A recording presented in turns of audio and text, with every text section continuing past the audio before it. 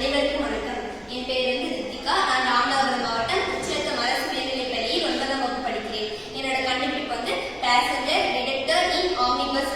இந்த கண்டுபிடிப்போட அவசியத்தை நான் சொல்றேன். நம்ம எல்லாருமே